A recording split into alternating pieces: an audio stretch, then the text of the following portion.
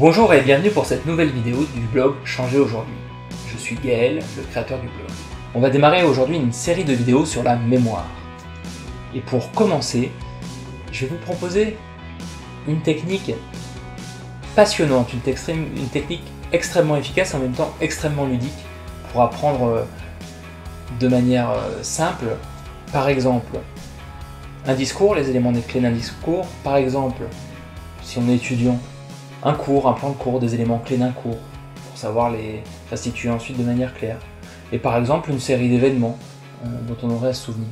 Et enfin, pourquoi pas, tout simplement une liste de courses pour aller faire ses courses au supermarché. Cette technique, c'est le palais mental.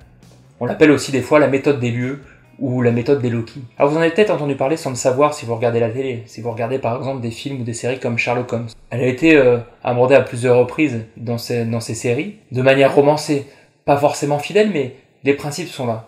Alors concrètement, qu'est-ce que c'est que le palais mental?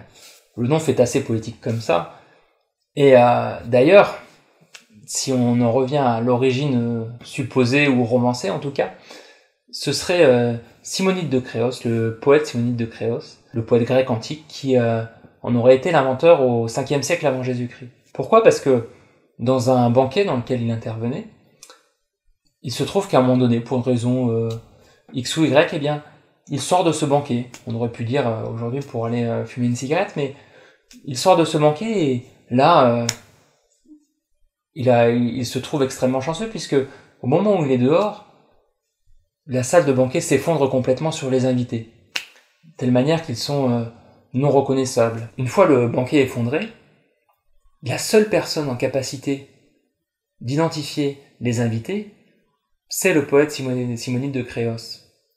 Or, il se rend compte qu'il ne peut pas les identifier puisque, suite à l'effondrement, les personnes sont méconnaissables, mais que, étrangement, il se rappelle précisément de l'endroit, de l'emplacement auquel se trouvait chacun des convives.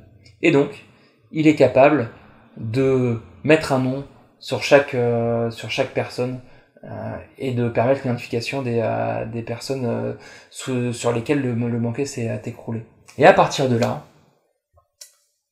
il se rend compte, et c'est ici que naît d'après le mythe cette technique, qu'il est extrêmement intéressant de pouvoir associer à des lieux qu'on se remémore, des informations à se remémorer, donc d'associer à un lieu connu des informations dont on veut se rappeler.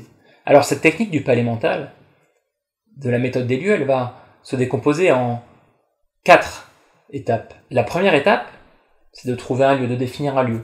Ça peut être typiquement chez soi, son appartement, sa maison, ou celle de proches, de parents, d'amis, etc. Mais un endroit dont on se connaît, dont on se rappelle extrêmement bien et qu'on peut revisiter en mémoire, en imagination. La deuxième étape, c'est d'identifier à l'intérieur de ce lieu un emplacement, un endroit précis auquel on va associer l'élément dont on veut se rappeler. Par exemple, la salle à manger, par exemple, même la table de la salle à manger, par exemple la cuisine, la salle de bain, la douche, la chambre, le lit, etc. On va identifier un emplacement précis. La troisième étape, c'est de se représenter l'élément dont on veut se rappeler, de se construire une représentation mentale.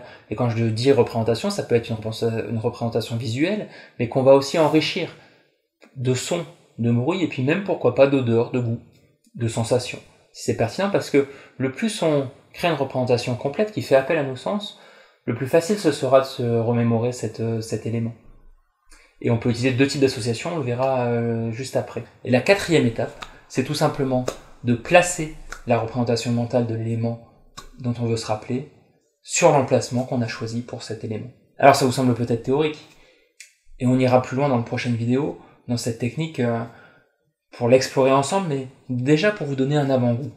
Prenons par exemple les présidents de la Troisième République, quelque chose qu'il est extrêmement important et crucial de se rappeler au quotidien. Bref, je vous disais que pour se construire une représentation mentale d'un élément, il y a plusieurs manières. On peut faire soit une association logique, je vous donnerai un exemple juste après, soit une association par exemple complètement loufoque, parce que un certain mot, un certain nom, un événement nous fait penser à quelque chose de complètement loufoque. Et bien donc, prenons l'exemple de 2 présidents de la Troisième République. Le premier, Jules Grévy.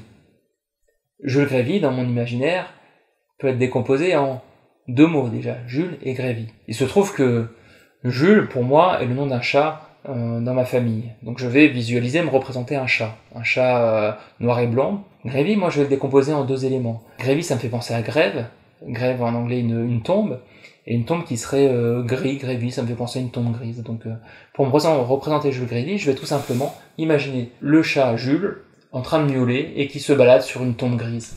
Et comme ça, je sais que c'est Jules Grévy. Donc ça, si vous avez bien suivi précédemment, c'est l'étape 3, se construire une représentation mentale.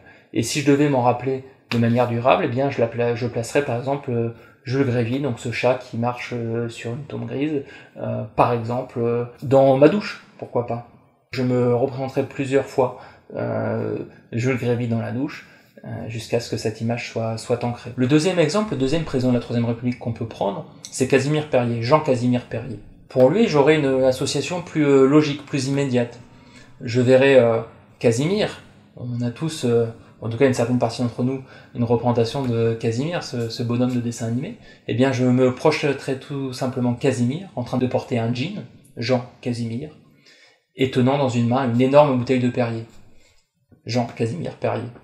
Je vous dis énorme parce que, comme je le disais un peu plus tôt, il est important d'exagérer, c'est intéressant d'exagérer, de donner des couleurs, de donner des formes, des tailles grandes, improbables, etc., d'ajouter aussi des sons si on le souhaite, des odeurs, parce que notre cerveau va mieux emmagasiner, encoder ces informations si on les rend remarquables. Et enfin, je placerai Jean-Casimir Perier, je le placerai par exemple dans ma salle à manger.